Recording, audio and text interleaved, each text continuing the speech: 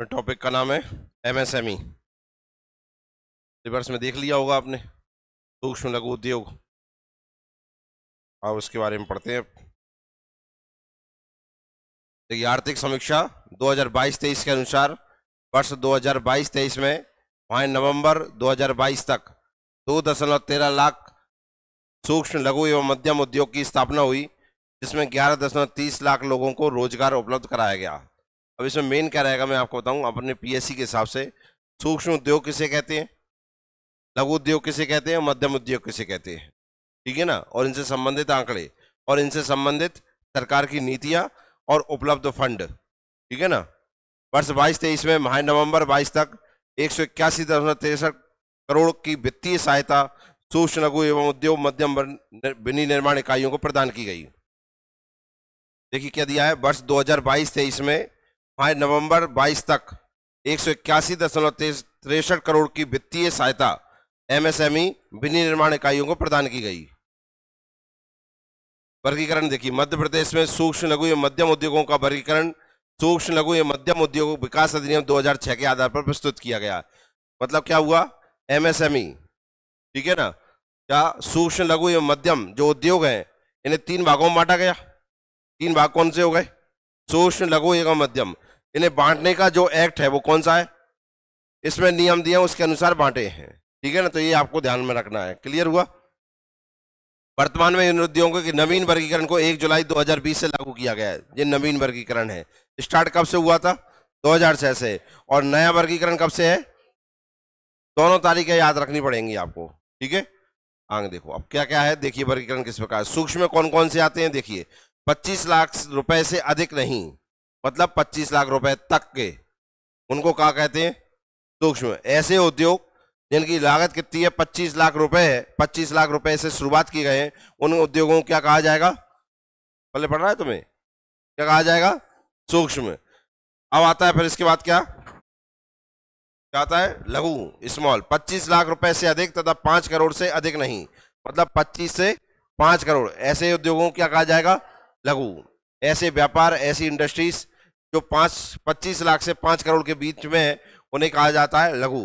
Paper में आपके लिए यही सबसे ज्यादा इंपॉर्टेंट है, ठीक है ना। फिर आता है मध्यम, मीडियम, 5 करोड़ से अधिक लेकिन 10 करोड़ से अधिक नहीं, ऐसे उद्योगों को क्या कहा जाएगा, मध्यम। तीनों याद हो गए। पहला कहां तक है, 25, दूसरा और तीसरा, क्लियर हो गया भाई। ये आपका कम से कम 1 नंबर पक्का है, ठीक है। आगे देखो, नवीन वर्गीकरण 1 जुलाई 2020 से लागू। अब उसमें कैसे पूछता है पेपर में, नवीन वर्गीकरण पूछता है या ऑप्शन कैसे देता है, उसके अनुसार देखना है। सूक्ष्म देखो, जिसमें संयंत्र एवं मशीनरी अथवा उपकरण में 1 करोड़ रुपए से अधिक का निवेश नहीं होता है तथा उसका कारोबार 5 करोड़ रुपए से अधिक का नहीं होता है, ऐसे उद्योगों को क्या कहा जाएगा, 5 करोड़। जहां अभी हमने लघु उद्योगों को 5 करोड़ तक देखा था, नए वर्गीकरण में 5 करोड़ में क्या आ गया, अब क्लियर हो गया, वर्गीकरण समझ में आ गया। ऐसा कह सकते हैं ना, सूक्ष्म लघु मिलाकर सूक्ष्म कर दिया गया, नहीं कह सकते, कह सकते हैं कि नहीं।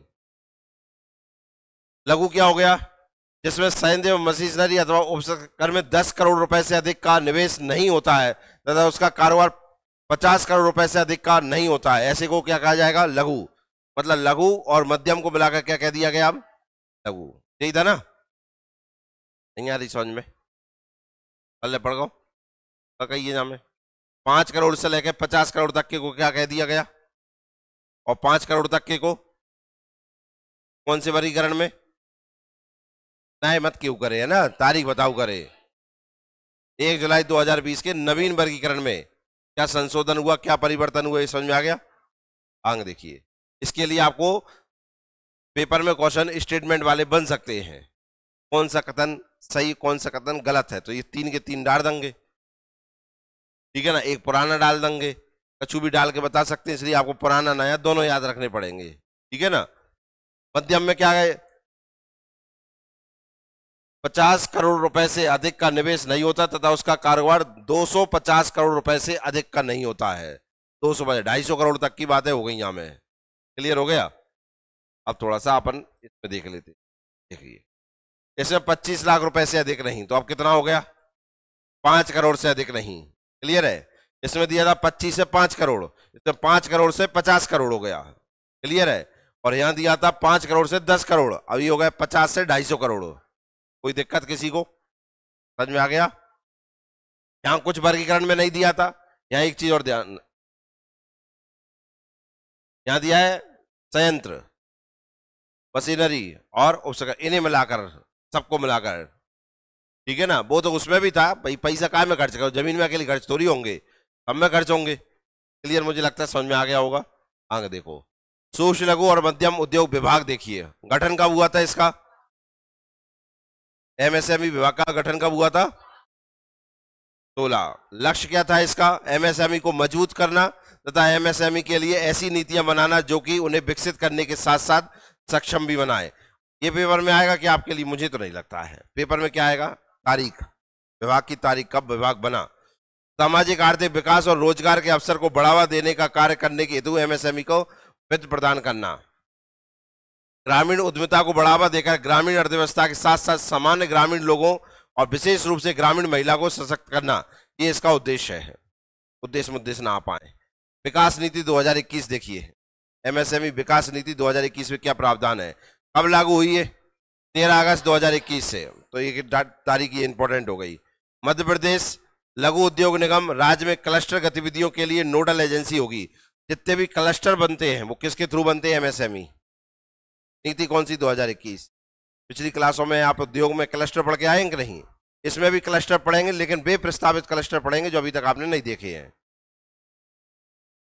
एमपी एमएसएमई विकास नीति 2021 अंतर्गत एमएसएमई तो अनुदान देखिए, यंत्र संयंत्र में 10 करोड़ तक का निवेश वाली विनिर्माण इकाई हेतु सहायता। इकाई द्वारा संयंत्र एवं मशीनरी और भवन में किए गए निवेश का 40% उद्योग विकास अनुदान के रूप में 4 समान वार्षिक किस्तों में मिलेगा आपको। क्या लिखा है? देखिए, 10 करोड़ तक का किए गए निवेश का 40% उद्योग विकास अनुदान के रूप में 4 समान, मतलब आपको 10 करोड़ रुपए चाहिए, 6 करोड़ तो आपको लगाने पड़ेंगे। कितने? और 4 करोड़ आपको कौन दे देगा? सरकार देगा। कितनी किस्तों में? 4 किस्तों में। चलिए, तो अनुदान हो गया 10 करोड़ तक के में 40% का अनुदान है, बस इतना सा ध्यान रखना है। और जो अनुदान मिलेगा वो कितनी किस्तों में? 4 में। उसी में और सुविधाएं भी हैं। महिला SC ST उद्योगों द्वारा स्थापित इकाइयों के लिए प्रतिवर्ष 2% 4 वर्ष हेतु या 8%, और SC ST श्रेणी की महिला उद्योगों द्वारा स्थापित इकाई के लिए प्रतिवर्ष 2.5% का अतिरिक्त उद्योग विकास अनुदान इन्हें अतिरिक्त मिलेगा। सबके लिए 40 है, या इनके लिए कितना आ रहा है? 2% से लेकर 8% तक का आ रहा है। क्लियर हो गया? ठीक है ना? इसके लिए भी काय में पूछ सकता है, वो केवल कथन में आपके लिए क्वेश्चन आ सकता है। बस कथन आते हैं तो ये लिखा आ सकता है। निर्यातक इकाई को 12% था अतिरिक्त उद्योग विकास अनुदान। पेटेंट, पेटेंट जानो? पेटेंट जान तो जो आविष्कार करते हो अपने नाम कराते हैं, पेटेंट। दूसरा, IPR पंजीयन हेतु 5 लाख रुपए तक की सहायता मिलेगी। अगर कोई पेटेंट कोई खोज कर रखी है आपने, उसका पेटेंट लेना चाहते हैं तो पैसा खर्च होते हैं, सरकार उसमें कितने तक की सहायता कर सकती है आपकी? 5 लाख रुपए तक की सहायता कर। क्लियर हो गया? समझ में आ गया? 10 करोड़ रुपए तक के यंत्र और तंत्र में आ गए ये सब। ठीक है? औद्योगिक परिसर तक अधोसंरचना विकास हेतु अधिकतम 25 लाख रुपए तक की सहायता है। काय के लिए? पढ़ लीजिए, काय के लिए?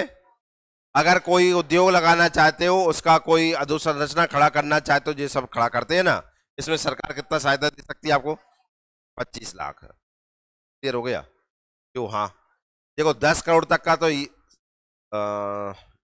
क्या था वो? संयंत्र था, और यंत्र थे, यंत्र मतलब मशीनरी हो गई, पूरा प्लांट लगाना हो गया। लेकिन ये इंफ्रास्ट्रक्चर खड़ा करोगे, इसके लिए कितने रुपए दे सकती है सरकार? 25 लाख।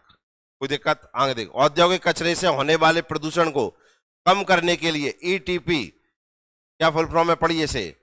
इन्फ्लुएंट ट्रीटमेंट प्लांट अपशिष्ट उपचार संयंत्र स्थापना हेतु अधिकतम 25 लाख रुपए तथा CETP common effluent treatment plant सार्वजनिक अपशिष्ट उपचार संयंत्र हेतु अधिकतम 1 करोड़ की सहायता लग है। अगर आपने उद्योग लगाया है, उद्योग में आप जानते हैं अपशिष्ट निकलता है कि नहीं? तो हाँ, उसका भी उपचार करना चाहते हैं, उपचार करेंगे तो सरकार आपको कितना दे सकती है? 25 लाख रुपए से 1 करोड़ तक की सहायता दे सकती है। क्लियर है? दो फुल फॉर्म है यहाँ पे, ये ध्यान रखना पड़ेगा, ETP और CETP। क्लियर है? इनका क्या फुल फॉर्म हो सकता है? इनमें से ये पूछ सकते हैं, ई का मतलब क्या है? अभी आपको याद रखना है। उद्योगों के लिए आपने सहायता देख ली कितनी मिल सकती है, क्यों सही यार। मशीनें लेनी है तो 40% का अनुदान है। बिल्डिंग खड़ी करनी है तो कितने दर का, 25 लाख रुपए का। और प्रदूषण को कम करना है या प्रदूषण हटाना है तो सरकार आपको 25 से 1 करोड़ रुपए तक की, उसमें महिला SC ST को 2% से लेकर 8% तक की सहायता अलग से दे सकती है। क्लियर हो गया। आओ 10 करोड़ से अधिक एवं 50 करोड़ तक का निवेश करने वाले आप विनिर्माण संयंत्र देखिए, अब इसमें कितने का अनुदान मिलेगा आपको, 40% तक का है और 7 किस्तों में मिलेगा ये। 10 करोड़ में 4 किस्तें थी और 50 करोड़ तक कितने की है, और अनुदान सेम है, कोई अंतर। क्लियर हो गया। आगे देखिए, पेटेंट IPR पंजीयन 5 लाख, वहां भी 5 थे यहां भी 5 है, तो कोई दिक्कत, नो दिक्कत। 3 करोड़, वहां 25 लाख थे, यहाँ कितने हैं, 3 करोड़ है। ETP स्थापना अधिकतम 1 करोड़ की सहायता है, वहां 25 से 1 करोड़ थी, यहाँ केवल 1 करोड़ की सहायता दे देंगे आपको। मुझे लगता है कंफ्यूजन नहीं हो रही होगी। निजी क्षेत्र में औद्योगिक क्षेत्र के विकास हेतु सहायता, ये तो हो गई सरकारी क्षेत्र, सरकार इंडस्ट्रियल एरिया देती है कि नहीं। अब मान के चलो घर की जमीन में ही लगाना है अपने, तो सरकार क्या करेगी, जैसे आपके घर की जमीन है उसमें कोई उद्योग खड़ा करना है तो सरकार की सहायता 10 एकड़ से कम क्षेत्रफल के औद्योगिक क्षेत्र या न्यूनतम 10,000 वर्ग फीट कारपेट क्षेत्र के बहुमंजिला औद्योगिक परिसर के विकास हेतु 250 लाख रुपए तक की सहायता दे सकती है सरकार। कितने तक की, क्लियर है। आप अपने घर 10,000 स्क्वायर फुट में कोई उद्योग लगाना चाहते हैं तो सरकार आपको इतने रुपए दे सकती है भाई, ठीक है ना, कोई दिक्कत है, समझ में आ गया। ध्यान रखना ये निजी क्षेत्र का है, अच्छे घर जाओ, नौकरी न लगे तो जो काम करो। 10 एकड़ या अधिक क्षेत्रफल के और पावरलूम, फार्मा व परिधान सेक्टर के लिए औद्योगिक क्षेत्र के विकास हेतु 500 लाख रुपए तक की सहायता है। अगर मान के चलो कोई ना कोई आप ऐसी इंडस्ट्रीज खोलना चाहते हैं जिसमें कपड़ा बनेगा, ठीक है ना, जो पहन रहे हैं ये कपड़ा बनाना चाहते हैं, तो सरकार आपको कितने रुपए देगी, 500 लाख रुपए। बेंगल के 500 लाख, कितने, 500 लाख रुपए, ठीक है ना, निजी क्षेत्र के लिए। पावरलूम क्षेत्र हेतु विशेष पैकेज, यंत्र संयंत्र में अधिकतम 10 करोड़ रुपए तक का निवेश। पावरलूम के उन्नयन के लिए उन्नयन लागत का 25% अनुदान भी देगी इसमें सरकार। इतना तो देगी, जमा नहीं करने पड़ेंगे, नहीं करोगे, अरे सर जमा क्या करवा रहे हो, है? जमा नहीं करने पड़ेंगे, कितने, 25%, कितने, 25% का अनुदान दे देगी सरकार आपको, ज्यादा और कर दे यार सरकार।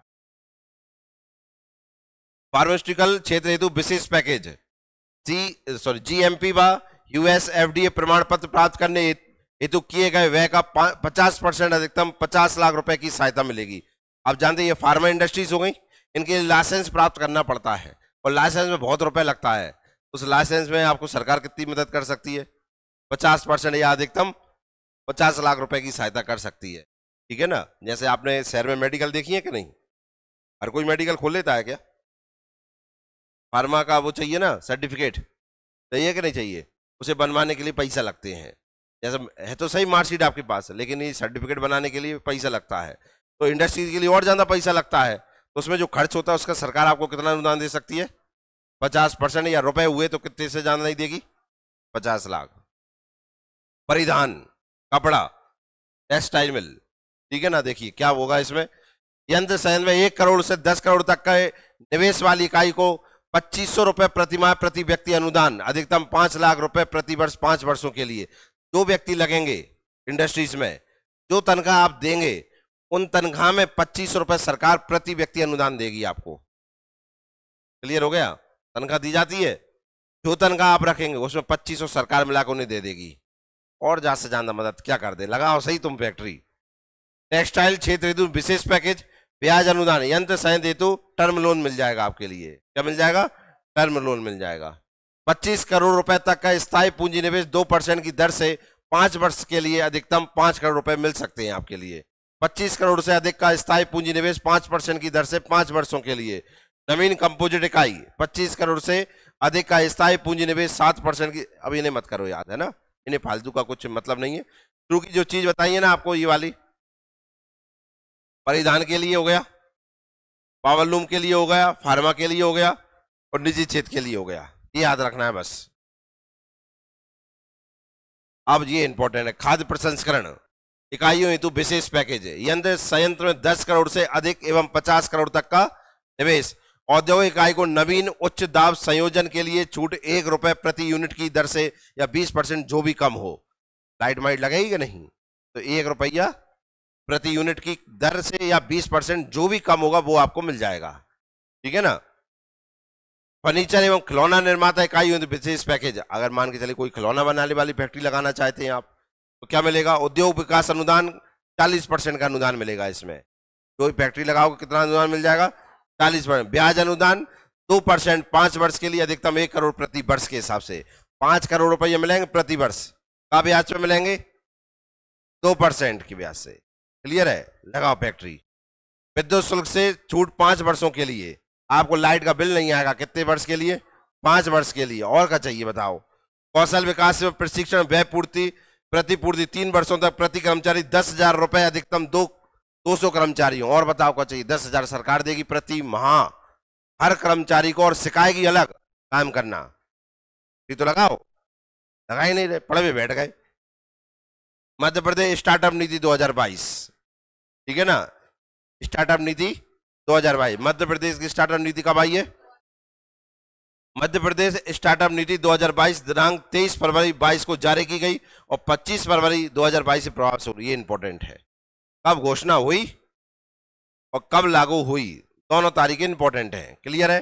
राज्य में उद्यमशीलता की संस्कृति का समर्थन करने के लिए पारिस्थितिकी तंत्र को सक्षम बनाना, मध्य प्रदेश को नवाचार और इक्यूमेंटरों के लिए एक पसंदीदा गंतव्य के रूप में पहचान दिलाना। ये पेपर में क्यों ना आ पाए। अब प्रमुख प्रावधान देख लीजिए, इसमें क्या क्या दिया है। देखिए, स्टार्टअप के लिए वित्तीय सहायता, प्राप्त निवेश पर सहायता 15% की दर से अधिकतम 15 लाख रुपए की सहायता। सेबी या आरबीआई द्वारा अधिमान प्राप्त वित्तीय संस्था से निवेश मिलने पर, मतलब अगर आप कोई स्टार्टअप करना चाहते हैं तो आपको कितने रुपए का? 15% की दर से अधिकतम 15 लाख रुपए की सहायता मिल जाएगी। क्यों सही यहाँ यार, ठीक है ना। प्रति निवेश पर सहायता 15% की दर से अधिकतम 15 लाख। अधिकतम 4 चरणों में प्राप्त निवेश पर प्रत्येक के लिए पृथक पृथक अधिकतम 15% की दर से देय होगा। जो आप रुपए देंगे 15% की दर से देते रहे आप। महिलाओं द्वारा स्थापित स्टार्टअप्स को 18% की सहायता मिलेगी। वहां 15% की सहायता मिल रही थी, यहाँ ये समझ में आया? जितना पैसा खर्च होगा उसका 15% तो सबके लिए ही मिलेगा, लेकिन महिलाओं के लिए कितना मिलेगा? लीज रेंटल सहायता 50%, अधिकतम 5,000 रुपए प्रति माह 3 वर्ष के लिए मिलेगा। पेटेंट रेट 5 लाख रुपए। जे कमंग नहीं बदल रहा है, पेटेंट करवा लेना अपना, ठीक है ना। प्रधानमंत्री रोजगार सृजन कार्यक्रम, ये कुछ योजनाएं जो स्टार्टअप से संबंधित है। कौन सी है? पहली प्रधानमंत्री रोजगार सृजन कार्यक्रम प्रारंभ कब हुआ? 15 अगस्त 2008। नोडल विभाग कौन है? खादी एवं ग्राम उद्योग आयोग, केंद्र स्तर पर, ठीक है ना। कौन से का? प्रधानमंत्री रोजगार सृजन कार्यक्रम के लिए। उद्देश्य शिक्षित बेरोजगार, शिक्षित भी है लेकिन भी कहाँ है? बेरोजगार को स्वयं का व्यवसाय आरंभ करने के लिए अधिकतम परियोजना लागत 50 लाख रुपए और सेवा व्यवसाय के लिए अधिकतम परियोजना लागत 20 लाख रुपए हेतु बैंक के माध्यम से ऋण प्रदान किया जाएगा आपको। इस योजना में कितने से कितने लाख तक का है? 20 लाख से 50 लाख। यही है ना भैया? क्यों सही? हाँ। इस योजना कब स्टार्ट हुई थी? विभाग कौन सा है? ठीक है, तो जाए लगा लेंगे, 0 रुपया भी ले लेंगे अपन, छोड़ेंगे 1 भी रुपया नहीं। अगली आई कौन सी? वो प्रधानमंत्री थी। ये कौन सी हो गई? मुख्यमंत्री आर्थिक कल्याण योजना, प्रारंभ 1 अगस्त 2014। वो कब स्टार्ट हुई थी? 15 अगस्त। ये कब हो रही है? उद्देश्य प्रदेश के सभी वर्गों को स्वरोजगार के लिए ऋण उपलब्ध कराना। इस योजना के अंतर्गत सामान्य वर्ग को पूंजीगत लागत का 15%, बीपीएल, एससी एसटी तथा अन्य पिछड़े वर्गों के लिए 50% दिया जाएगा, अनुदान दिया जाएगा। जो आएगा, जितनी लागत आएगी सबके लिए 15%, और एससी एसटी और बीपीएल और ओबीसी के लिए 50% अनुदान मिल जाएगा आपको। मुख्यमंत्री स्वरोजगार योजना कब स्टार्ट हुई? पढ़ तो लिया यार, हो जाए। मुख्यमंत्री कृषक उद्यमी योजना, देखो कृषक जानते हो कौन होता है? हाँ। कब स्टार्ट हुई थी? 23 अप्रैल 2018 को स्टार्ट हुई। उद्देश्य क्या है? किसानों के बच्चों को नए उद्योग स्थापित करने के लिए ऋण उपलब्ध कराना। क्लियर है? तो जो किसान के बच्चे हैं, अगर वे कोई उद्योग लगाना चाहते हैं तो उनके लिए ये योजना है मुख्यमंत्री कृषक उद्यमी योजना। इस योजना के अंतर्गत पूंजीगत लागत का 15% सामान्य वर्ग को और 20% बीपीएल वर्ग को प्रदान किया जाएगा। भाई इंडस्ट्रीज खेत को बदल दो काय में, उद्योग में। एमएसएमई विभाग से संबंधित संस्थाएं देखिए कौन कौन सी संस्थाएं पढ़े। मध्य प्रदेश लघु उद्योग निगम लिमिटेड, राज्य लघु उद्योग संवर्धन बोर्ड, उद्योग संचालनालय Madhya Pradesh, central industrial of petrochemical engineering and technology CIPET. लघु उद्योग निगम लिमिटेड देखिए स्थापना वर्ष 1961 में स्थापना काय की हुई थी। मध्य प्रदेश लघु उद्योग निगम की, निगम है भैया, है ना, विभाग अलग पढ़ के आए हैं, निगम अलग है। मुख्यालय कहाँ है इसका? भोपाल है। कंपनी अधिनियम 1956 के अंतर्गत कंपनी के रूप में पंजीकृत है। उद्देश्य क्या है? मध्य प्रदेश के एमएसएमई को कच्चा माल उपलब्ध कराना ताकि प्रतिस्पर्धी बाजारों के लिए अपने उत्पादों को विकसित करने में उनकी मदद की जा सके। निगम क्या उपलब्ध कराएगा? कच्चा माल। कब बना था? 61 में। क्लियर है? मुख्यालय कहाँ है? भोपाल में। अब आता है फिर राज्य लघु उद्योग संवर्धन बोर्ड। स्थापना कब हुई थी? अक्टूबर 14 में। पुनर्गठन फिर कब हुआ? 30 मार्च 19 में। उद्देश्य क्या है इसके? प्रदेश के सूक्ष्म लघु एवं मध्यम उद्योगों के संवर्धन हेतु परामर्श एवं सुझाव, उद्योग संवर्धन नीति पर सुझाव, तो उद्योगों में आने वाली कठिनाइयों का निराकरण करना। कुल मिला के जो है निराकरण करने के लिए क्या बना था? संवर्धन बोर्ड। कब बना था? 14 में। और पुनर्गठन कब हुआ? 19 में। अब इसका इंपॉर्टेंट है क्या? अध्यक्ष माननीय मंत्री सूक्ष्म लघु और मध्यम उद्यम विभाग बोर्ड के अध्यक्ष हैं। जो एमएसएमई मंत्री होता है वही इसका कौन होता है? अध्यक्ष। इंपॉर्टेंट है इसका, ठीक है ना। अब आता है उद्योग संचालनालय मध्य प्रदेश। मध्य प्रदेश समग्र आर्थिक विकास में औद्योगिकरण एवं व्यापार संवर्धन के माध्यम से योगदान देना। ये उपलब्ध एक रहने दो। आता है क्या? Central industrial of petrochemical engineering and technology, short form क्या है इसका? सीपेट। स्थापना वर्ष क्या है? 1988। केंद्र सरकार के सहयोग से। मुख्यालय कहाँ है? तो पेपर में सीपेट का मुख्यालय कहाँ है? भोपाल में। स्थापना कब हुई? 88 में। कंपनी अधिनियम 56 के अंतर्गत बना। उद्देश्य पेट्रोकेमिकल इंजीनियर एवं टेक्नोलॉजी के क्षेत्र में अंतर्राष्ट्रीय ख्याति प्राप्त करना और सतत विकास सुनिश्चित करना। ग्वालियर व्यापार मेला बहुत चलता है, एमएसएमई के रूप में है, तो ये ज्यादा इंपॉर्टेंट है। ग्वालियर व्यापार मेला प्राधिकरण प्रारंभ कब हुआ था? ये तो ग्वालियर व्यापार मेला अंग्रेजों के जमाने से लग रहा है लालो, ठीक है ना। विधि और विधायी कार्य विभाग की अधिसूचना द्वारा 30 दिसंबर 1996 के द्वारा ग्वालियर व्यापार मेला के बेहतर प्रबंधन और नियंत्रण के लिए ग्वालियर व्यापार मेला प्राधिकरण अधिनियम 1996 प्रभावशील हुआ, प्रारंभ हुआ था। इसे और अच्छा करने के लिए इसी के नाम से एक्ट लेके आए। कब? 1996 में। बस इतना सा ध्यान रखना है।